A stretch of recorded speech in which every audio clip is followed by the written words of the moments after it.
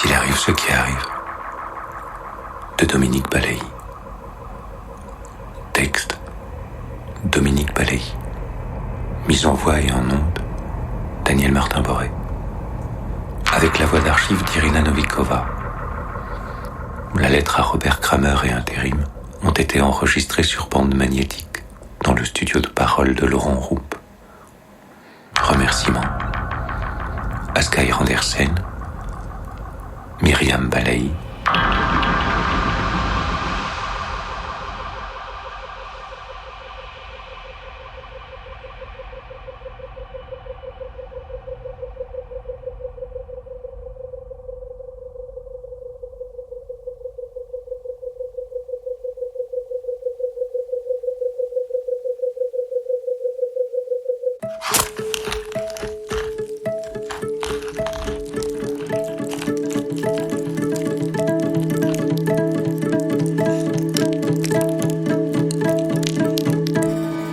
cher Robert Kramer. Vous me demandez ma vision de l'avenir. Je vous réponds avec ces textes lus par une jeune femme russe, vivant à Paris depuis quelques années. Encore aujourd'hui, elle m'a demandé si son français était correct. Si elle pouvait parler avec des Français, est-ce qu'elle se ferait comprendre? Je lui ai répondu que oui, évidemment. Il fallait parler.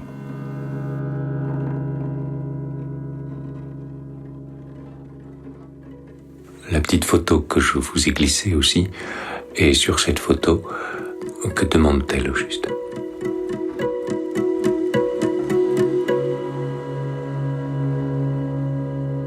Les textes qui sont lus et déchiffrés par Irina ont été écrits il y a 1 an. J'étais alors vendeur de ciment et de matériaux dans la banlieue Est. Plus tard, Brie-sur-Marne, j'ai appris que c'était le laboratoire, la clinique des images pour le cinéma. Et c'était bien d'apprendre une chose pareille. Des gens venaient à Brie-sur-Marne pour sauver des images. Parce que pour moi aussi, tout en bas, c'était la même chose. Comment faire pour sauver une image? La même chose, juste un peu plus bas. Ouais. Comment faire pour sauver une image? Et même pas tellement sauver, mais rendre, restituer une image. Une image de ce travail, une image de cette cour, une image de tout ce temps que j'ai passé à travailler dans cette cour. Car tout de suite, j'ai su que c'était une image du temps qui était à sauver, une image de ce temps-là, temps fou, et tournant follement sur lui-même. Un temps qui depuis toujours avait brouillé le sens de l'avenir. Un temps qui avait exclu toute mémoire aussi. Dans cette cour, il y avait près de la fosse au Gravard une flaque d'eau. Et cette flaque, c'était un endroit assez inexplicable. La terre refusait obstinément de la boire, et la flaque restait en permanence. Les jours, après la pluie, partout ailleurs, la terre avait accepté de boire l'eau. Mais ici, non. Peut-être parce qu'ici, il n'y avait pas de drainage. Ou peut-être c'est ici que toutes les mauvaises eaux affluaient. Après avoir ruisselé sur la ferraille, une eau rouillée, ou s'être mélangée aux résidus de plâtre et de ciment, une eau épaisse. C'est ça que j'ai vu tout de suite. La terre ici n'acceptait pas le bénéfice liquide. Cette flaque, la première image qui s'est imposée, la première image de ce temps réel, temps perpétuel, sans bénéfice liquide, sans profit. Et si je n'en parle pas dans ces petits textes, c'est que je ne voulais pas que cette image puisse être confondue avec ma propre fatigue. Alors voilà, cette image, ces textes, la voix d'Irina. Il n'est sans doute pas beaucoup question d'avenir dans tout ceci. C'est-à-dire, malheureusement, à votre difficulté à imaginer l'avenir, je ne peux joindre que la mienne. Malheureusement, peut-être pas, car il y a tout de même ceci qui est à retenir. C'est que nous n'avons pas lutté contre le temps, mais nous avons essayé de nous y prêter différemment. Et ça finira peut-être par faire une image. Elle est là toute mon espérance. Puisque vous avez eu l'amitié de me demander quelle était mon espérance, je vous réponds.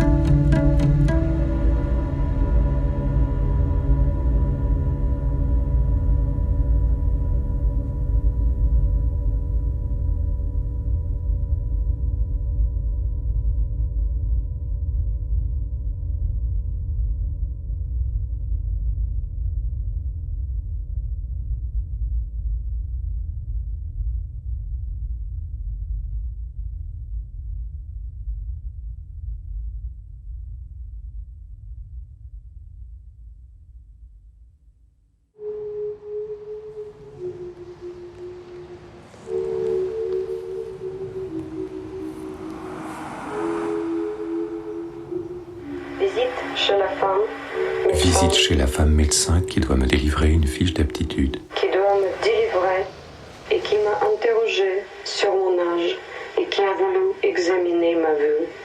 Et de même n'a pu être renseignée que médiocrement. Cela que je puis encore prétendre la fatigue, envier le sommeil.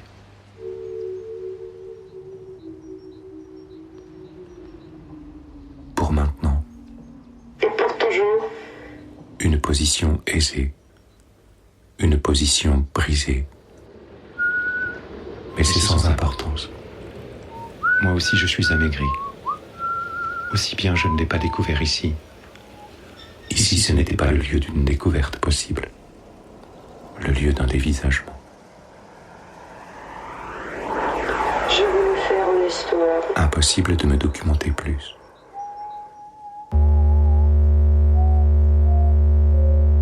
L'histoire de la couleur d'une ville. Mais il m'a fallu affronter ce qui est le malheur de la couleur, monochrome, ou le malheur de la couleur. J'appartiens à une cour. Que sera l'hiver? Donnera-t-il une autre épaisseur à tout ce temps-ci, temps du travail et de la gravité, et tous ces temps morts, en ce moment même, un paysage. Et je ne tiens pas à savoir ce qu'il en a coûté pour qu'il me soit si indifférent. En a-t-il jamais été autrement? Vais-je accepter de ce lieu la seule chose qu'il donne? Et comment lui rendre à ce lieu cela qu'il donne?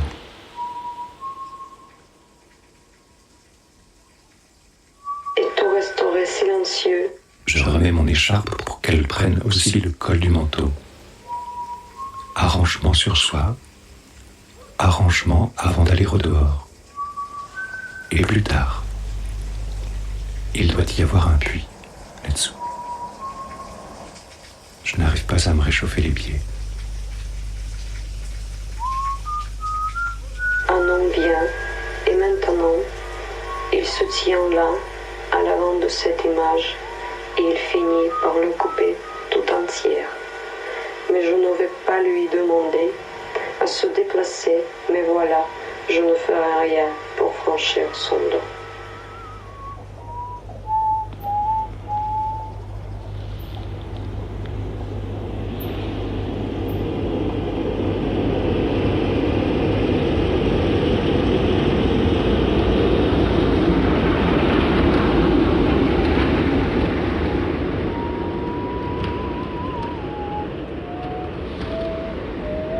À table, entendant que l'on refuse un plat ou une carafe par ses paroles. Merci. Non. Seul champ possible.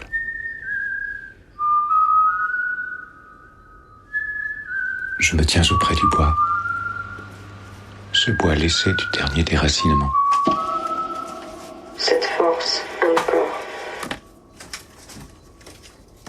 Faire sonner en bois aux différentes hauteurs ce bois qu'on appelle madrier, les plus fortes dimensions. L'écrasement est contenu dans sa masse. Dureté. Mais cette forme de dureté dont il est encore possible de s'aviser.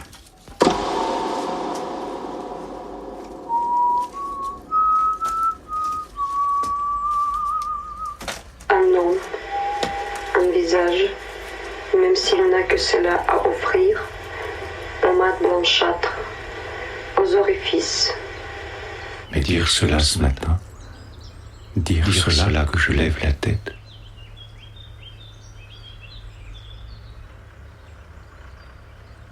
ce garçon vient à moi, garçon immense. Les pattes de son pantalon sont découpées devant moi et devant moi. Il se laisse encore grandir. Alors je suis touché. Ossification permanente.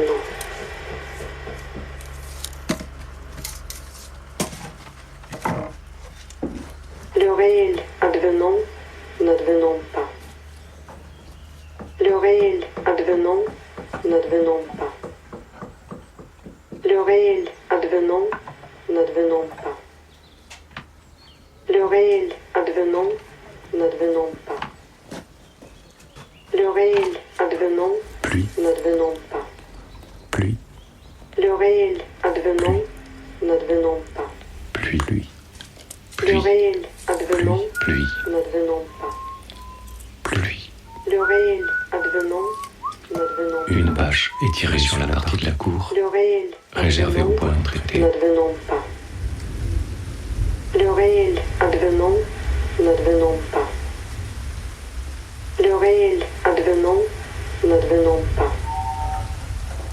Le réel advenant, n'advenant pas. Bâche. Bâche transparente, Le réel bâche transparente à la désignation féminine, polyane. Polyane.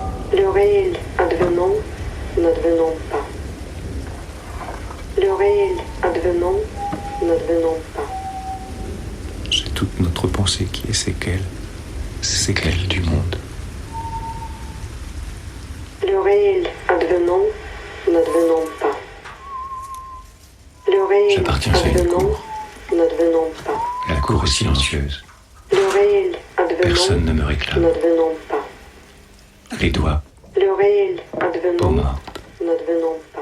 callosité à l'ouverture, Le réel advenant, sortir la main, le prendre réel un peu de retard advenant, ici avec cette main, n'advenant pas.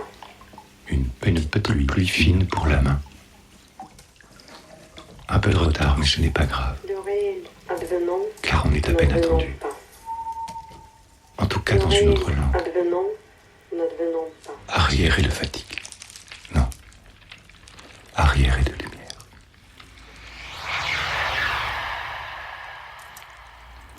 Nanterre.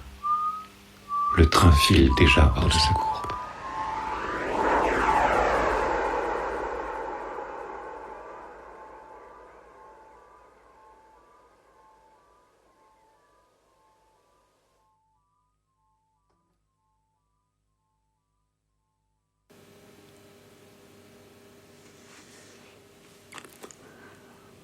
Ceci, un mot, mais séparé, débris, et que je ne veux pas laisser séparer, mais faire entrer dans une autre durée, un autre mouvement, une autre entente. J'entame la journée par un mot. Je reste la journée entière avec ce mot. Je dis jour. À nouveau, j'entame par le mot jour. À nouveau, j'entame par le jour. Je dis jour. C'est suffisant. Je dis jour en suffisance. Je dis jour, c'est usant. Je dis jour en usure. Dire jour, à peine ce maintien qu'il inspire. Mais ce maintien inlassable.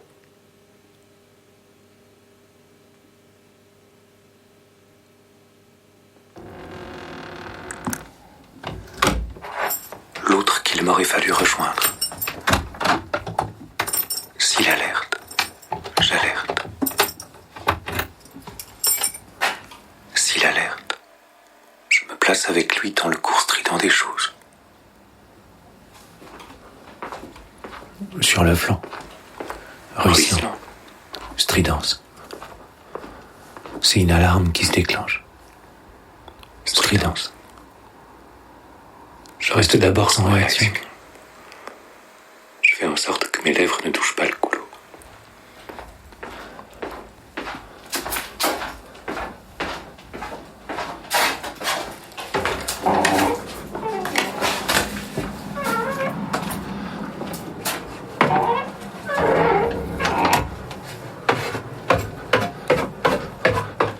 Cette marche est devenue branlante. Cette marche est devenue branlante. Où est-ce celle-là? Où est celle-là? Les pluies battent telle ou telle façade. Les pluies battent telle ou telle façade. Il faudrait déjà savoir où commence et où finit la maison.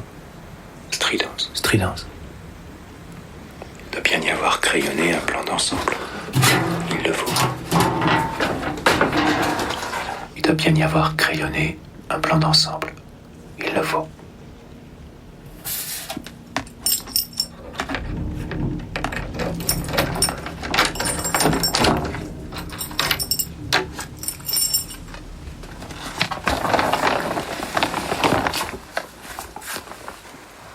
Ronde à la nuit tombée. Des fuites, toutes sortes de pollutions. Départ d'incendie dans la corbeille, vite maîtrisé. Des pots de graisse sur les parois, vite essuyés.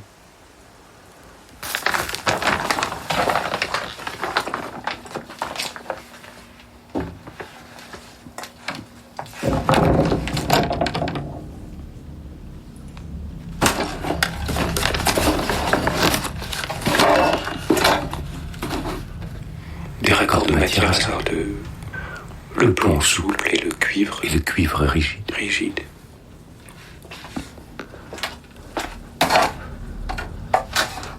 Ce qui était porteur n'est plus porteur.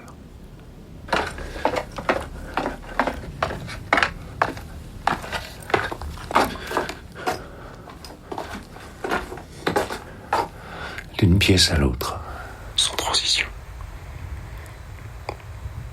Le fil s'est dénudé. Des nœuds.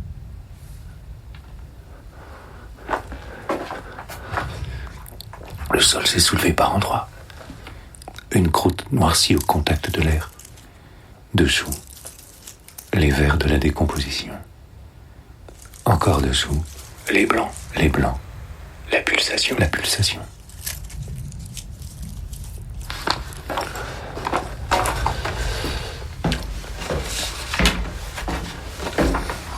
Et plus j'avance, plus j'ai besoin d'instruments précis, d'instruments qui cernent. Lampe non éteinte, transportée d'une pièce à l'autre. Toute chose se plaçant sous l'assiduité d'une lampe. Un dessin de plancher, une tige de résistance, la pulpe des doigts.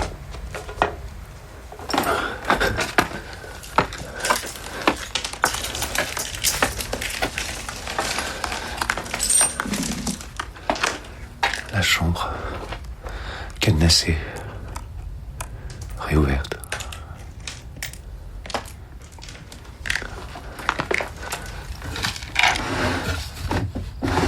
Une force qui se rétracte sous un meuble. La nuit qui se détache par fibres. Cerné pour apaiser. La pâte reversée de la soucoupe à la tasse.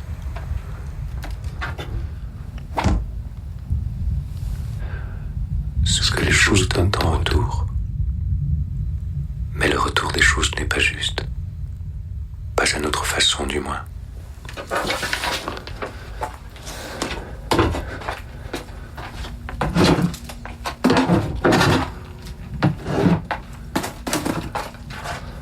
Tout paraît en ordre sur le plan de travail.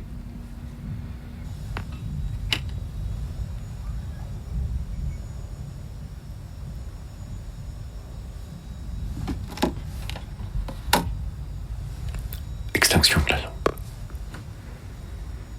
Fin de l'alarme. Dans la maison déserte. Cris, bref. Pour nous signaler l'un à l'autre.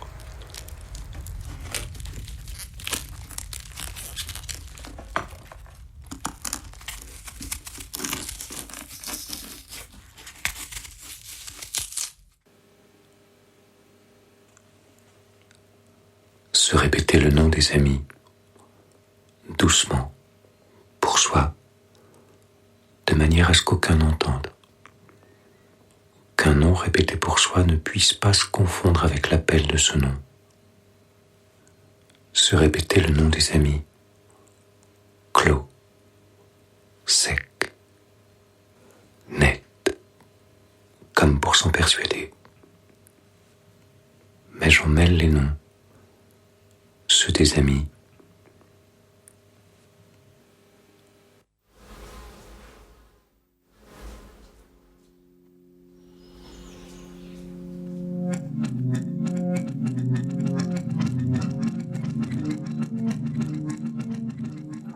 Entre dérision et oppression, quand rien ne peut arriver,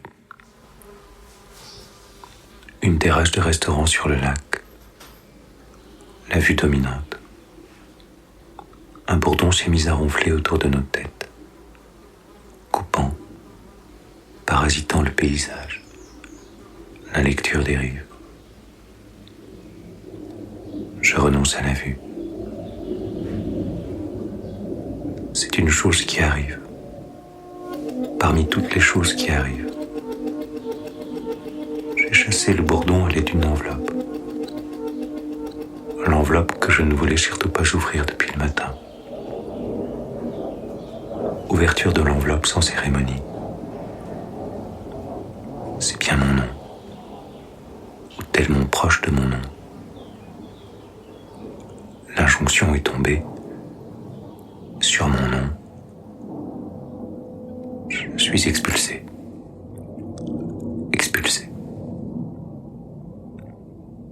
Non, comme cela, c'est intenable. Non, nu, comme cela, c'est intenable. Expulsé quoi? Voilà qui est bien embarrassant, mes amis. Et ainsi je me garde en dessous d'une révélation. C'est tout le réel qui s'abat dans un bruit de chaudière. L'ouverture d'une enveloppe. La lecture d'un nom. Un avis d'expulsion. L'horreur du temps, mes amis. Ai-je failli? Non, je n'ai même pas ce moyen-là. Quel fut mon premier geste alors? Premier geste d'expulser. Cela. Ce geste. Mais cela s'est enfui dans le vol pénible d'un bourdon. Et ma première pensée alors? Première pensée d'expulser. Cela. Cette pensée. Mais cela s'est enfui dans la fuite anonyme des pensées et des gestes. Je renonce à la vue. Je rassemble mes affaires, mais je dispose de peu. Très peu d'affaires, très peu de choses familières, un lexique rudimentaire. En réserve, une main, un emploi de la main. Une main qui entreprendrait les choses à portée immédiate pour y décharger le choc. Mais comment choisir entre la main et la main? Je dispose de peu en réalité. Nul souci, nul sentiment, aucun recours politique. Comme si chaque fois, la main répétait la nullité entière. Ai-je bien suffisamment laissé la lumière me traverser dans le peu d'interrogations qui subsistent, dans le peu disponible de moi-même? Je rassemble mes affaires. Ai-je failli? Non. Je n'ai même pas ce moyen-là. Comme entrés en matière, ils écorchent mon nom, mes amis. Coincé dans le pain de moi-même. Et à celui qui me demande de signer les différents formulaires, qui veut clore l'affaire définitivement, je ne signerai plus avec mon nom. Perdez votre temps. J'insiste.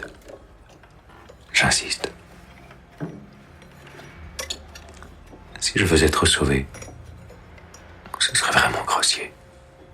Pour le bien de notre pays, a déclaré hier soir en direct à la télévision. Cependant, tous les sondages donnent moins de 10%. Continuera plus que le temps. Le temps qui ne dit rien. Si seulement j'avais la nature avec moi. La nature accueillante. De meilleurs rapports avec le voisinage. Un vrai réseau de complicité. J'insiste. Le temps qui ne dit rien et laisse tout entendre. Et il me reste à aller à la fenêtre. Cette ville dont je remarque l'absence de fleuve. Peut-être pour que subsiste une interrogation. Et il me reste à devenir la vitre, mes amis. La lumière me traversait. Ou la lame. À devenir la lame. Pour trancher dans cette horreur sans excès. Qui saura n'y être que pratique. Régulière. Je ne réapprendrai pas à parler.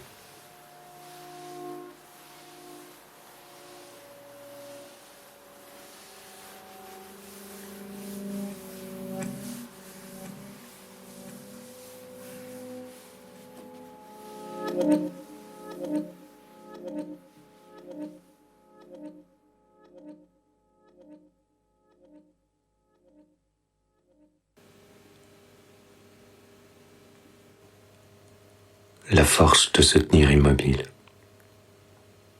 La force d'accentuer un mouvement de parole. S'informer, clair, à l'espérance. La poussée d'une autre voix. Un coin gravele de mur. Aussi, pour nous y adosser, nous ne sommes pas acculés. Inclinaison des corps. Mais d'autres que toi, d'autres que moi, durciront ceci, feront la pente. Des voix, alors, qui auraient leurs objets, leurs tâches, leurs confusions, discrètes.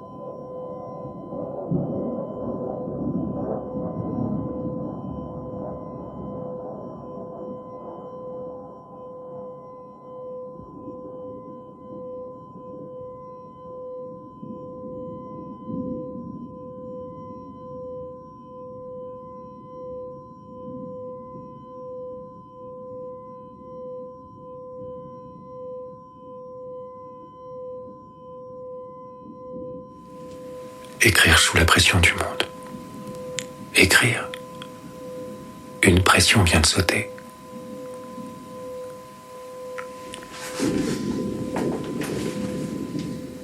Au dehors, le sentier bordé de gravier. Quand elle entend le crissement du gravier, elle se réveille. Elle sait qu'elle est en train de dévier. Elle redresse sa direction. Les bandes blanches, les bandes rugueuses, qui l'ont sauvée 2 fois l'année dernière en voiture. Après une vingtaine de minutes de sommeil profond, la main finit toujours par lâcher prise, l'objet. L'ustensile éclabousse alors le plateau qui a été placé sous la main. La couleur instable. Le pli qui ne convient pas. La main en désordre.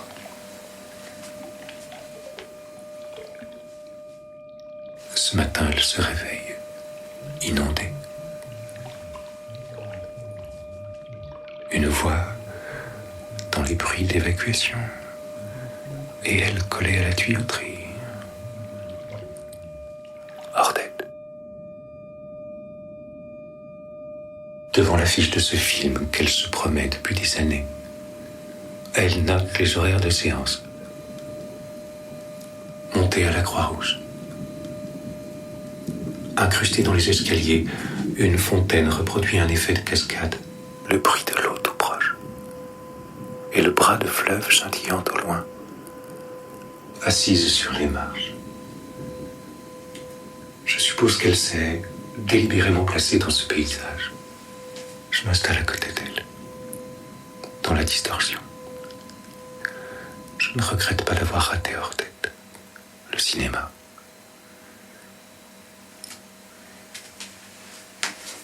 Une voix sans attaque, une voix sans résonance, une voix méconnaissable. Elle se réveille avant la sonnerie du téléphone programmé hier soir. Elle s'habille et se remet au lit en attendant cette sonnerie devenue inutile.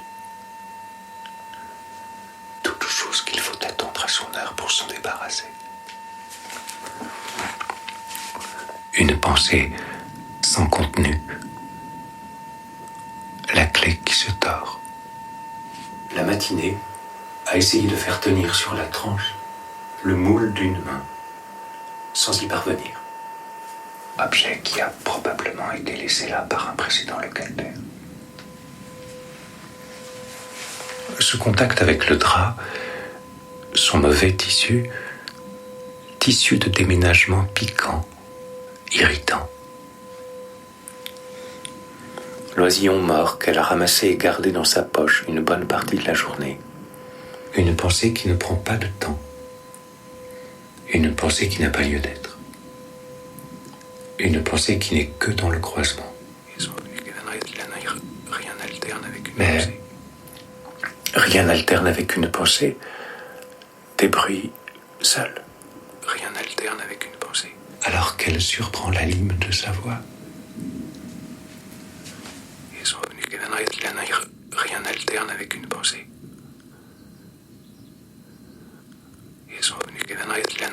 Rien n'alterne avec une pensée. Bruit de fer. Frappe sèche. Déploiement de métal. Bruit de l'engin qui pivote sur lui-même. Bras enclenchés fouillant la terre. Ou de l'autre côté de la cloison, tous ces bruits de choses heurtées, renversées, les bruits d'une lutte sauvage, elle découvre alors son voisin. C'est un aveugle depuis toujours. Rien n'alterne avec une pensée.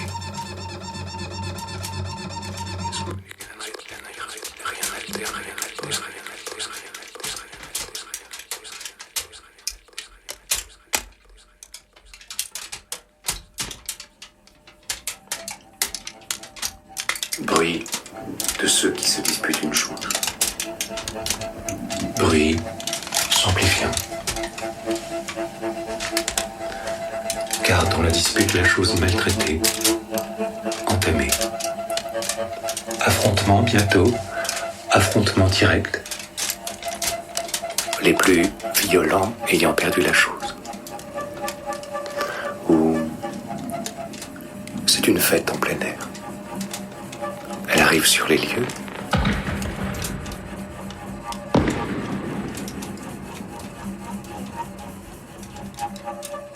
Multiples accès, se découvrant en même temps.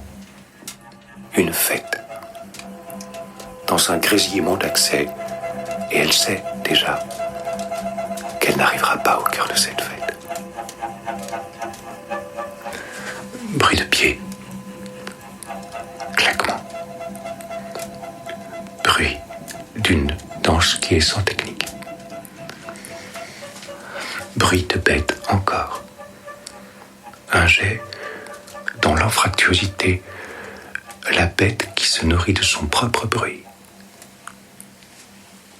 Rongement, bruit d'incision, bruit de fuite rapide sur un sol plastique, multiples sources, sources mobiles qui se chassent l'une l'autre.